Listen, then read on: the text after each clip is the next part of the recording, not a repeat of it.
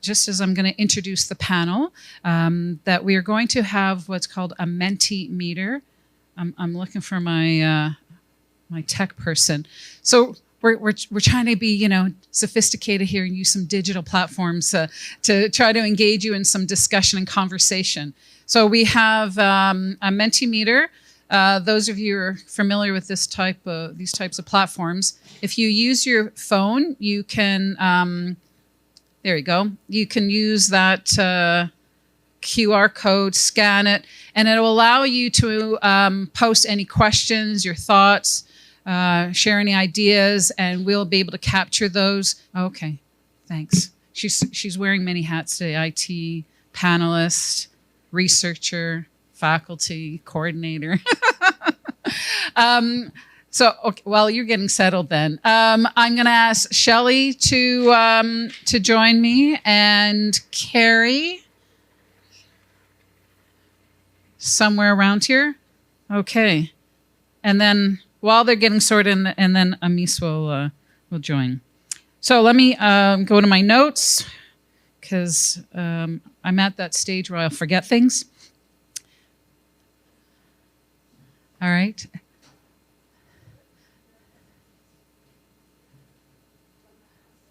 Okay, wherever you'd like.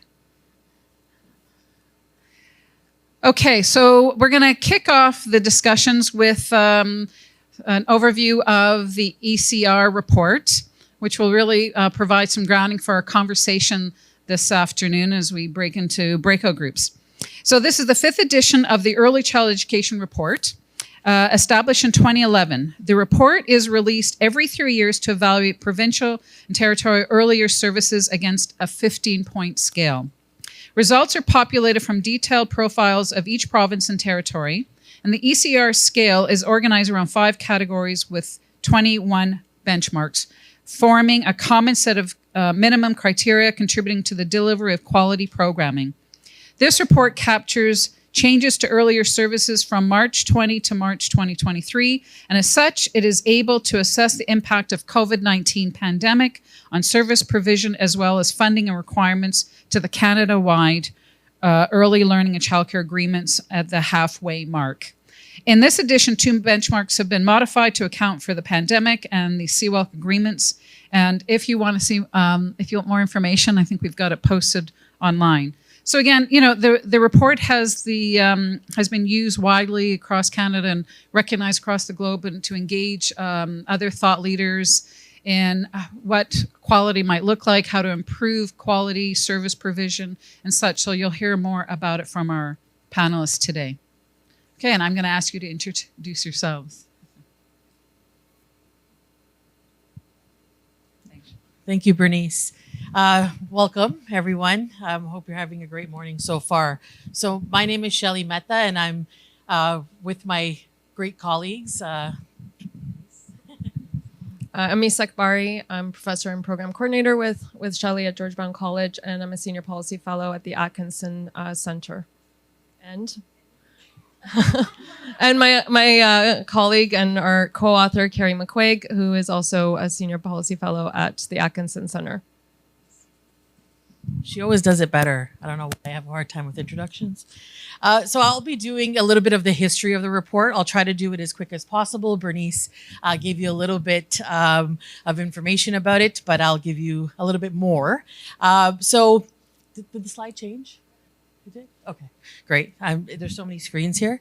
I'm usually good with technology. So the report was originally established in 2011, as Bernice stated, and it was released by the Atkinson Center for Society and Child Development.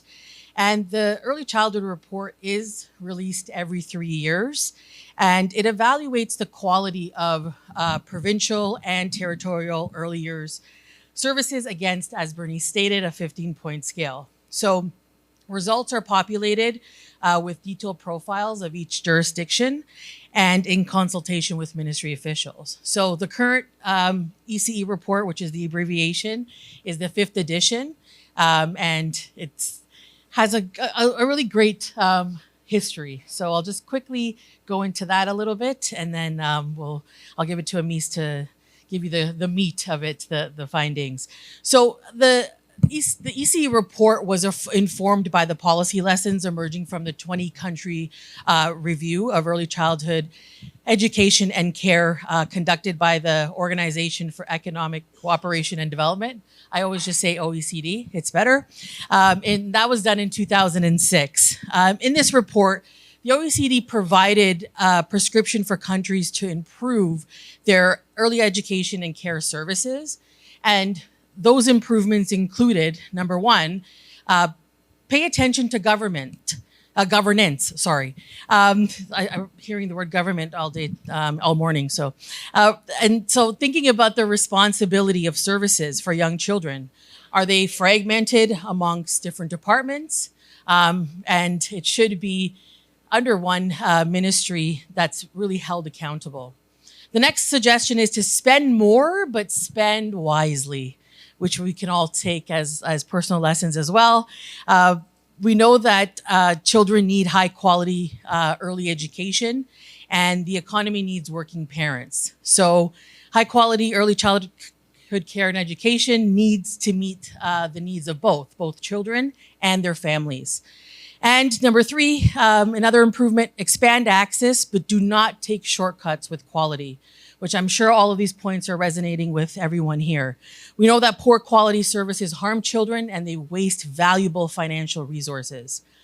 The fourth improvement was invest in the workforce, which is kind of the key of looking at aspects of today and the theme of today. Early childhood educators need the same leadership, professional development, and resources that are provided to public school teachers. Yes. It's not my suggestion, but it's a good improvement, right? OECD got it right. And then another improvement was to be accountable. So ensure evaluation and research are conducted to keep on top of the evolving science and the changing social needs, as well as to make findings accessible to the early childhood sector and the public so that can be involved in and contribute to continuous quality improvement. Finally, the OECD noted that there was no common monitoring mechanism across Canada's 13 provinces and territories.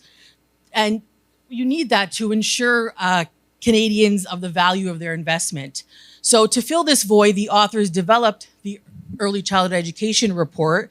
And like I said, I like using abbreviation, so the ECER or the ECE report, and it was developed in 2011 as part of the Early Years Study 3.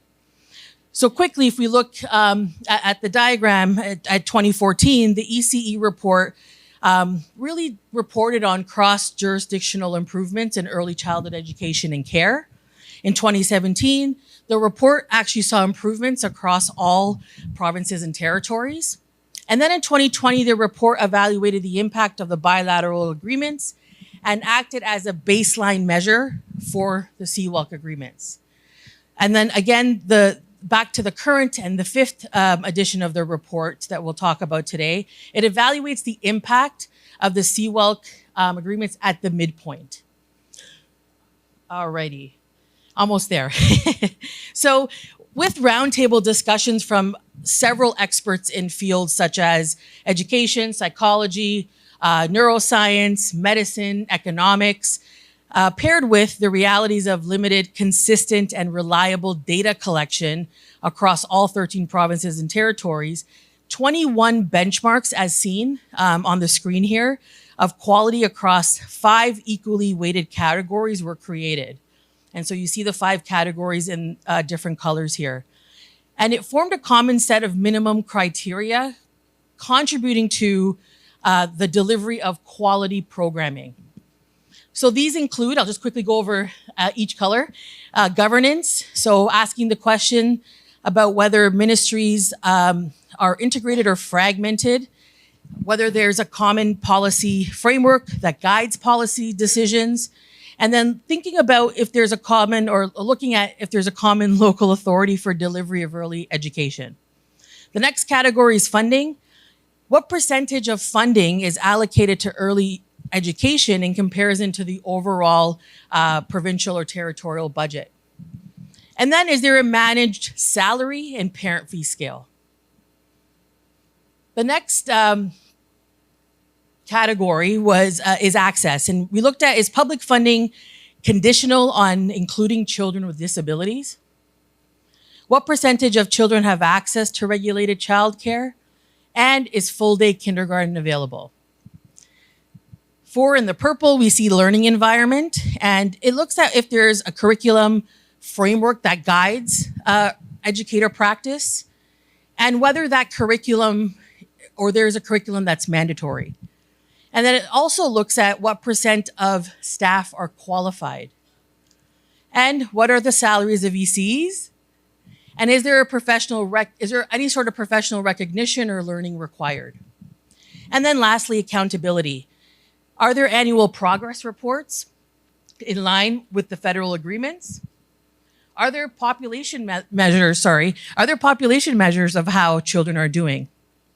So together, these benchmarks total 15 points, as you see, and they give a great snapshot of public investments in early learning across the country. Some of the wording has been changed to some of the benchmarks to reflect the impact of workforce shortages in many jurisdictions. And as most regions tracked licensed spaces and not enrollment or operational spaces, the report clarifies that it only tracks licensed capacity, and that operationally this could look different, right, across the board. We've met with provincial and territorial officials yesterday, and we will be, ongoing, and we will be updating the benchmarks for the 2026 report to reflect the developments of CWELCC. Lastly, before I hand it over to Emis, again, the report is developed pretty much with detailed data on the status of early year provisions across all 13 provinces and territories. It uses publicly available data, annual progress reports, reviews of collective agreements, custom statistics and Canadian analysis WISE, and the data that is provided by ministry officials. So taking that all together, all that kind of goes into the report and more. Quebec's profile was developed under the direction of the Abilo Childhood Knowledge Dissemination Center at the Université of Laval and Université de Montréal. And as Bernice mentioned, the data in the report is up into March 31st, 2023. Each provincial and territorial profile is reviewed by officials, and benchmark results are obtained in consultation with them. So that's pretty much a little bit of the history, and I'm going to turn it to Emis to give you that meat of the findings. Thank you.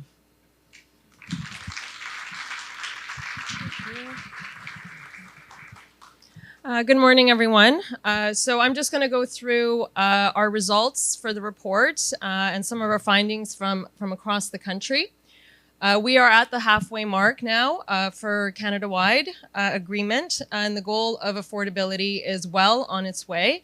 So in blue here, what you are seeing are regions where an average of $10 a day or less has been achieved in regulated childcare, and in yellow are regions where the average parent fees have been reduced by 50% or more. So when we look at access at a glance, there are 9 jurisdictions that have reached or surpassed 50% licensed capacity for their 2 to 4-year-olds. Our report tracks specifically 2 to 4-year-olds as a benchmark, even though it tracks other age groups as well, but for a benchmark, because the infants are by and large covered by some parental leave policies that are often taken by many parents, and much of the country now has full-day kindergarten for 5-year-olds. So the 2 to 4-year-old is really where our focus is for the benchmarks for this report. When we look at governance, at the onset of our report in 2011, only 4 jurisdictions had an integrated governance model, having childcare and education under the same ministry. Across the country, governance is now integrated with the exception of Alberta and Quebec. Alberta has moved their responsibility for childcare from the Ministry of Children and Families to the Ministry of Labour. And although Quebec has separate ministries, they do have an integrated coordinating group between the 2 ministries. Now, what we have seen due to CWELCC and its policy coverage of only the 0 to 5-year-olds, we have actually seen, since our last report, a fragmentation of policy frameworks as well as ECEC supervisory units within ministries. So separating childcare from that of education, and that through our discussions with ministry officials has by and large been because of Canada-wide's coverage of the 0 to 5. So across the country, approximately $4 billion has been added to regulated childcare funding, and this data does include federal funding. Some regions such as PEI, Saskatchewan, Northwest Territories, and the Yukon have tripled investments, while others have made only modest increases, such as Quebec. Please note the x-axis differences to accommodate the large variations in the absolute funding levels across the region. What is most notable from our 2020 report is the shift in per pupil spending between per childcare space and per pupil spending in a school enrolled program such as kindergarten. Historically, only Quebec had spent more on per childcare space than on per pupil space in kindergarten. And so, oops, sorry about that. Okay. So what we have seen with this report is that now 7 jurisdictions of the 13 spend more on per child care space than they do per pupil in school-based program. A note that's important here is that Manitoba, Saskatchewan, and Alberta only have half-day school programs. So when you're comparing that per pupil spending, to have that in mind. So previously, only Ontario and Quebec have reached the report benchmark of spending at least 3% of their overall provincial territorial budgets on ECEC services and provisions. This edition of the report sees 6 regions now meeting this benchmark of spending over 3% or more of their provincial budget on early learning and childcare. Not surprisingly, funding allocation to early education and care, this includes school-based kindergarten, has significantly increased since 2020. And here you see the percent change in total ECEC spending from the previous report. Federal funding makes a difference. You can see the impact of the bilateral agreements from 2017 to 2020 with a 25.2% increase, and you can see the impact of Canada-wide from 2020 to 2023 with a 28.5% increase. Now, how can CWELCC hold provinces and territories accountable for their continued investment and spending? However, and very importantly, is that the for-profit center continues to receive a substantial portion of public dollars. Here we see the public funding allocations to for-profit facilities. So those are the numbers above the circles. And the within circle percentage is the percentage of for-profit facilities in each jurisdiction. Almost $5 billion went to for-profit programs in 2023 across the country. It's important to note again that although Saskatchewan and Manitoba license for-profit centers, they are not eligible for funding in those provinces. Nunavut and Northwest only license and fund nonprofit and public programs. For-profit spending has slightly decreased since our last report by approximately 1%, but we did expect to see more of a decrease given CWELCC's priority for nonprofit programs. As CWELCC again was set to prioritize nonprofit expansion, we see that it's not the case in many jurisdictions. Here we see the percent of facilities that are for-profit across the provinces and territories. So the less saturated bars are our 2020 report. The more saturated bars are our 2023 report. And we see that some regions have remained stable. Others have dropped in their number of for-profit spaces, while some have substantially increased. However, it's important to note that in some regions, increases are through their designated early learning centers, and those have considerable public management and oversight. However, the point does remain that these are private assets that have been paid for by public dollars. In most of the country, public funding to early education is not conditional on including children with disabilities. Only in Manitoba, we see that any center that receives public dollars must include children with disabilities. In Prince Edward Island and New Brunswick, this is only true through their designated early learning centers, and in Alberta, only within their early childhood services programs. Now, our report, as I mentioned, tracks spaces. The benchmark is allocated for 50% access of 2 to 4-year-olds, but we do track 0 to 12 and 0 to 5. So our report has shown that since 2020, we've seen a 7% increase in licensed spaces for the 0 to 12 age group. So here you're seeing all the jurisdictions in Canada total on the bottom right. And CWELCC, as they promise, increases in access for children 0 to 5 years, we see much more of the concentration of growth in this age group, with an almost 11% increase in licensed spaces across the country. Now, how this translates to operational spaces is yet to be determined, and an important note that Quebec has no obligations under the CWELCC agreements. Now, quality of the early years obviously goes beyond governance, funding, and counting spaces. What happens in the classroom, educator qualifications and compensation that are important to workforce stability, curriculums that guide educator practice are all associated with quality programs. All 13 provinces and territories now have a curriculum framework in place. Their use is mandatory in all jurisdictions except for Yukon, Alberta, and Saskatchewan. In some regions, such as BC and Ontario, their use is mandated in specific programs, and in all regions, early years curriculums are aligned with that of kindergarten. Of course, educator qualifications matter. With our school programs, so here what we're looking at is within school programs, kindergarten and pre-kindergarten, educators are qualified. Qualifications are even across the country, with requiring a bachelor's degree in every jurisdiction where kindergarten is offered, and a bachelor's or an ECE diploma for pre-kindergarten. New Brunswick and Nunavut do not have pre-kindergarten programs.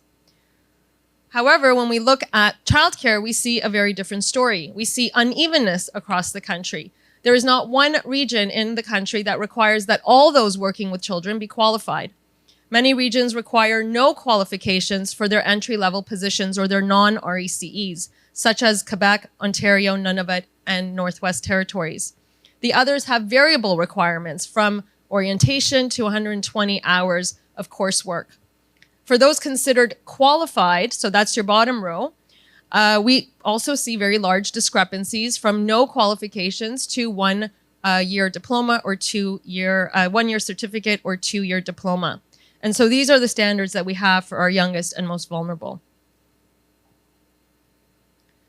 The report sets a benchmark for early childhood educator wages of that of 2/3 of teachers. And this was in consultation with experts on pay equity and acknowledgement of the differences in educational requirements. So at least 2/3 of salaries. And in 2020, only Quebec had reached this benchmark. Now, with many regions putting wage grids into place, we see that 8 regions have reached this benchmark. So what you're looking at here in the graph is looking at EC wages across our report iterations. And what you see is largely from 2011 to 2020, we've seen stagnant wage levels, except for Yukon and Quebec, who led the country in ECE wages. Again, since CWELCC, many jurisdictions have put wage grids into place, some that also account for director positions. And as such, a notable increase can be seen across the country, except for Ontario, which lags, even though this province has one of the highest costs of living. Investments in educator wages have been low.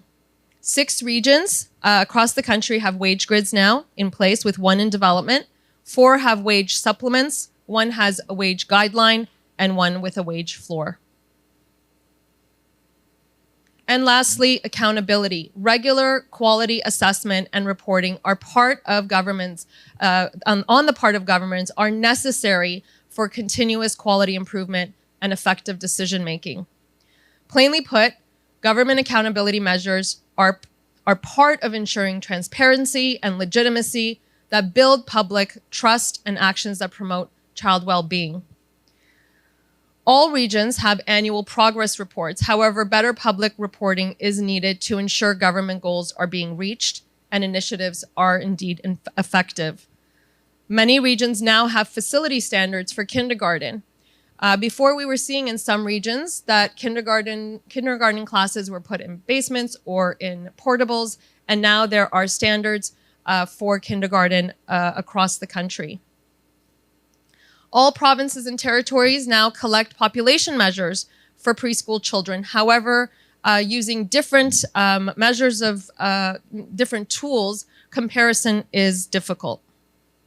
So I'm going to pass it now off to my colleague Carrie to go through the findings.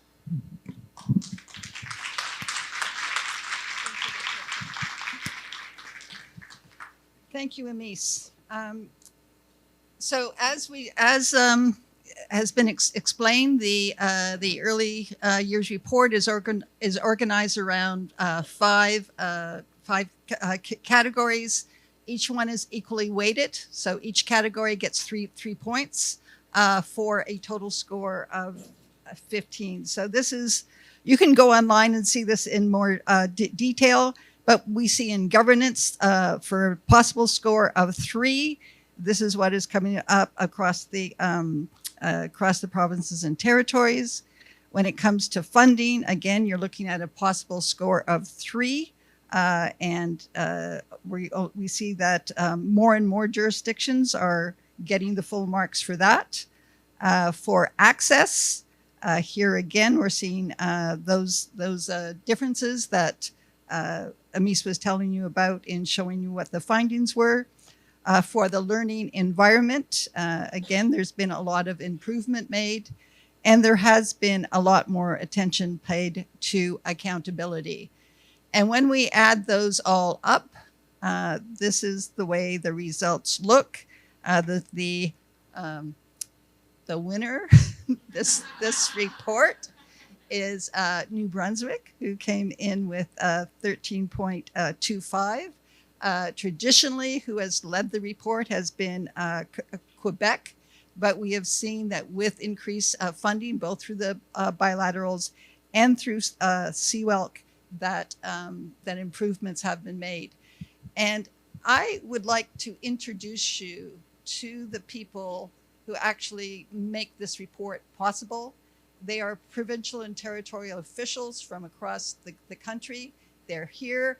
I'm just going to ask them to stand up. Please.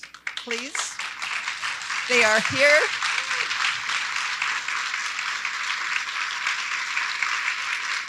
They are here from Nova Scotia to the Yukon and all points in between.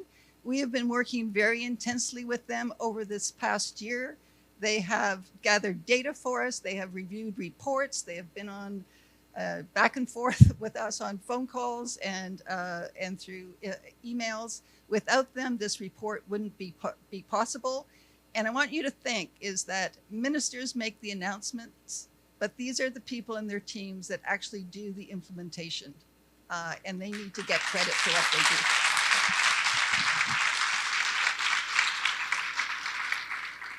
So, moving on, if my thing is up. Sorry, I lost my notes here.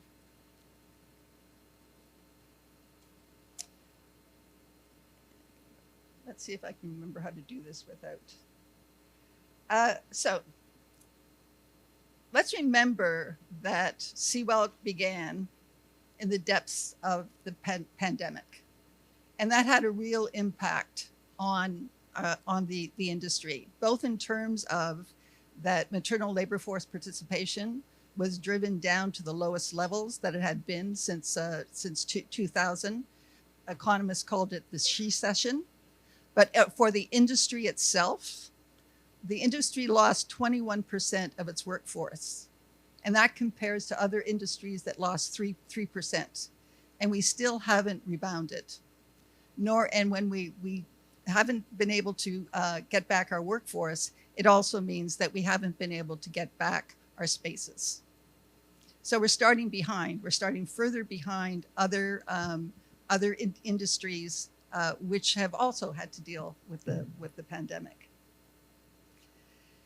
So when it comes to the workforce, as has been outlined, there has been a lot of effort that has been made to both up wages, some very interesting efforts in terms of providing pensions to early childhood educators, to bringing early childhood educators under sector-wide pension plans, both in ways that are standalone for the sector themselves, but also examples of where the sector is being brought into other public pension plans that are already in place. So using the infrastructure that's already there in order to bring in a sector which is 80 to 90% publicly funded, and these are in place in most of the country. And when they're not in place, efforts are being made in order to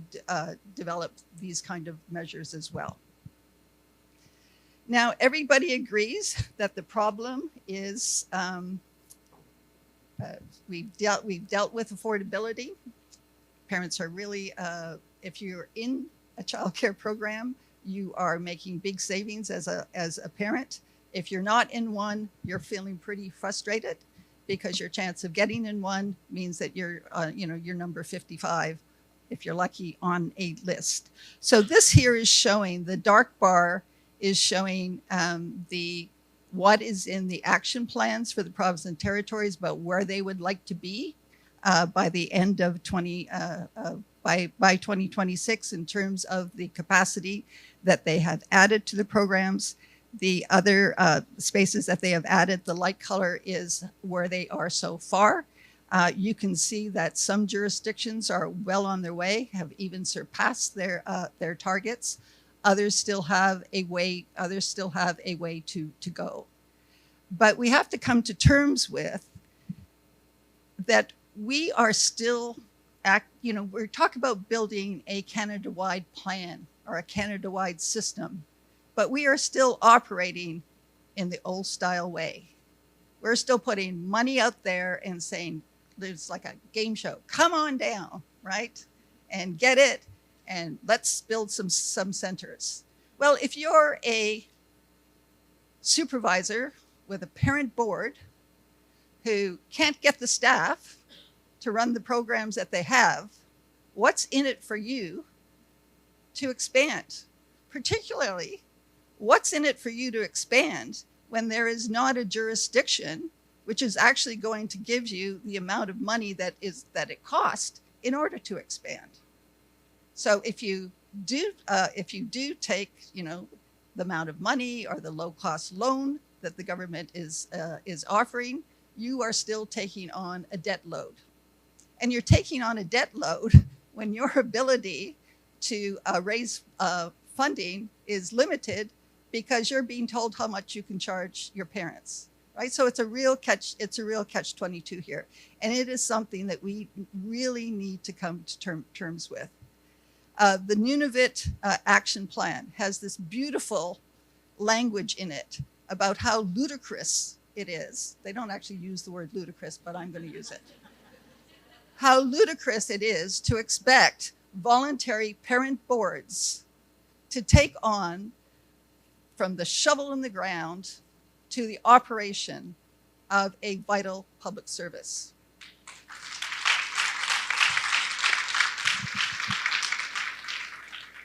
And what happens when governments put out a little bit of money is that's enough for for-profit operators to take to the bank and get the rest of the funding that they need to expand. But nonprofit operators and even public operators really aren't considered to be, first-tier clients for banks. they can't get loans, right? So this is perhaps why we see not much activity taking place around an expansion of the nonprofit sector. So what we have built into it under a plan which is supposed to prioritize nonprofit and public care is actually built right into it, an advantage for for-profit provision. The other thing that advantages for-profit provision is the way that programs are being compensated. So if you were a program that kept your wages low, kept your fees low because you wanted to serve the community that you were in, you're not getting the same amount of money back as those that were charging big fees. If you were a stingy employer and you paid your staff little, you're getting more of a top-up than those that were paying their staff a living wage. And in fact, many programs who are paying their staff well are not getting anything under these new wage plans. So there is a built-in bias in the way, I'm not saying it's intentional, but it's happening. There's a built-in bias around both the way capital is being allocated and the way affordability is being allocated, and in the way that increasing staff wages is taking place. So then we come to leadership. And here again, we're still using the old-timey methods for trying to create a system or trying to put in place a national child care plan. And that is, you put the money out and you hope that they come down and get it. And what happens under that is either you have commercial care pick it up, or you have well-established agencies pick up the funding. And when that happens, you get more childcare in areas that already have childcare. You're not getting childcare in communities that have never had the capacity to put together a parent board or that are in a community in transition. So if we keep relying on a cottage industry in order to make this happen, it's never going to happen. Governments are going to have to step up and get their hands dirty and actually do some of the work of developing childcare and actually operating childcare as well, because that is what is going to really address the goals of CWELCC in terms of having a real plan, which is equitable and which addresses those communities that have traditionally been underserved. Now, when it comes to maintenance, we know that the federal government to date, and it may change its mind, has offered $9.2 billion going forward after 2026. Well, $9.2 billion isn't enough to maintain funding at the level that we currently have, and it certainly isn't enough to support expansion. So that means provinces and territories are going to have to step up and start putting their own money in. And a few have, but quite frankly, the norm now is that the provinces are not putting in money, that there is an over-reliance on CWELCC funding in order to make anything happen. I also want you to think about how the goals that we're operating from can be undermined by stealth, right? So you can, and we're already seeing some examples of it. We're already seeing operators unhappy because they haven't seen a change in the amount of funding that they've got since the program went into effect, even though they've been dealing with inflationary pressures. We know that there's one thing about having a wage grid, but know what, it has to be kept up, right? You have to increase it on an ongoing basis. Some jurisdictions have done that, saying that they're going to tie their ECE or their childcare wage grid to that of their public sector. So at least gives the workforce some strength. So I don't want anybody. I was just saying to Olivia before this started. We're in Ontario, and I'm not to take away from wonderful things that are happening in Ontario, but sometimes it feels like a bit of a black hole, that we're not seeing the same sort of movement that we're seeing in other provinces and territories. So if you're from Ontario, don't think that that is the story across the country. There are really amazing things happen. I think there are great opportunities to learn from one another. We can use those examples of that great pension and benefit plan that's coming out of Nova Scotia to advocate for the type of support we need elsewhere. So number one, parents are getting more affordable childcare. Number two, staff in much of the country are enjoying better wages. They're getting benefits. They're getting pensions.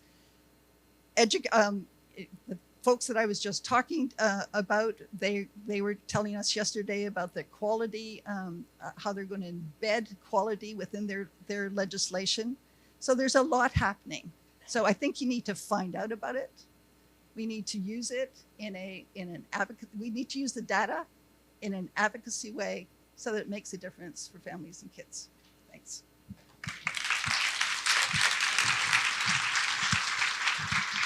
Am I going to make it here?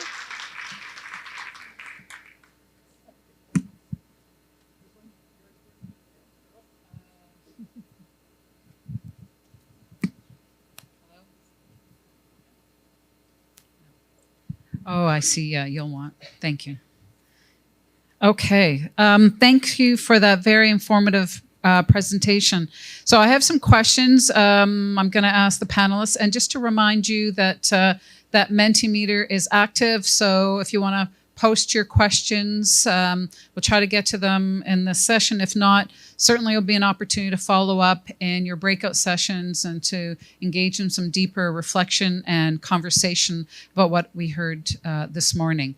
What I'm curious about is kind of building on what you were saying, Carrie, that to look to see what's going on in other provinces so we have some hope and some ideas about what to do here in Ontario. I'm curious about how New Brunswick has been able to score so well. So any one of the panelists, invite you to answer that question. So New Brunswick is actually, I believe, the only province that has all the governance categories. They've reached those benchmarks. So they have an integrated governance. They have a integrated common policy framework. They have a common supervisory unit. And on the ground, also, they have an integrated system. So in governance, they're leading the country, and they've made substantial changes in funding. So they've now reached the 3% benchmark. So they are spending 3% or more on early education services. And they do now have a wage grid in place. So they've done a lot of work over the last couple of years, and it shows in the results of our benchmarks. Yeah. I think really it's not really so much did they get this point or that point, is from the bilateral agreements, New Brunswick had a strategy and a goal of where they wanted to get to, and they have fought for it along the way. So you're seeing that they have looked at all of the elements of what it takes to build a system, and they're working on those simultaneously.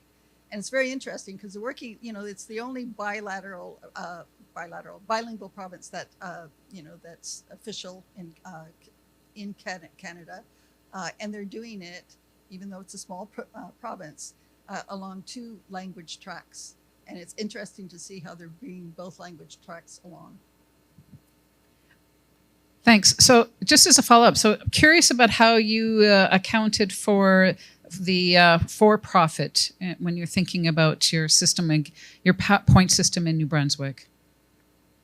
So they scored well, but I think you mentioned that they also have for-profit centers. Yeah. Well, most jurisdictions have for-profit centers. You might note that we haven't used for-profit as a benchmark because we couldn't really think about what would be a good number of for-profit centers to have, right? Yes. Like what would be? Yes, yeah. But New Brunswick has made an effort and has actually lowered the percentage of for-profit programs that they have. they also have, and they put this in place long before CWELCC. They have, and part of this is going back to what Jenny was saying earlier, is that they worked with the early years study, using it as a guide to how you would actually, create early childhood hubs connected to your schools. They have a good cost control mechanism in place, so that there isn't profiteering, if you like, out of the for-profit sector.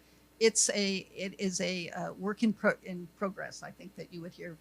I keep speaking for my colleague from New Brunswick. Maybe you would like to answer this question. There you go. Okay, thank you. I think I have one more. I'm going to squeeze one more question in. So, what changes do you see making in the indicators for the ECER 2026 report? I'm particularly curious, as you talked about children with disabilities and how that factors in. So, what are your thoughts?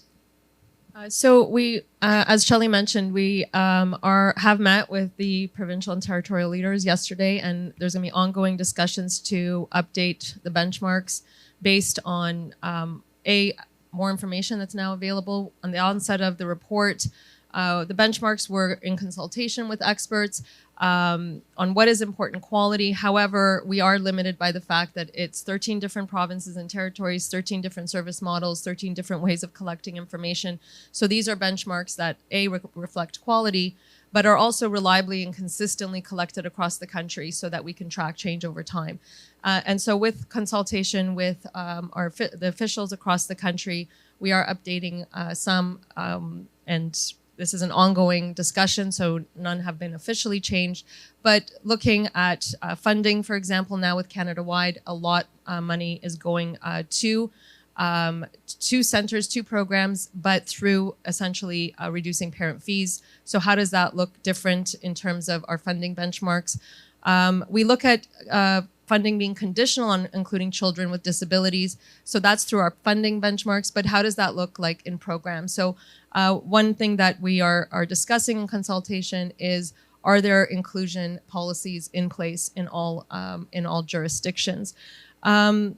We're also revisiting the annual reports. What is in those reports? How useful are they for evaluating, especially the impact and the effectiveness of policy changes? So these are some of the conversations we've been having and continue to have over the next few months as we update the report. Okay. And we are on time. Right? Thank you so much. Again, very informative, and provide us with, again, a lot to consider as we break out into groups later on this afternoon.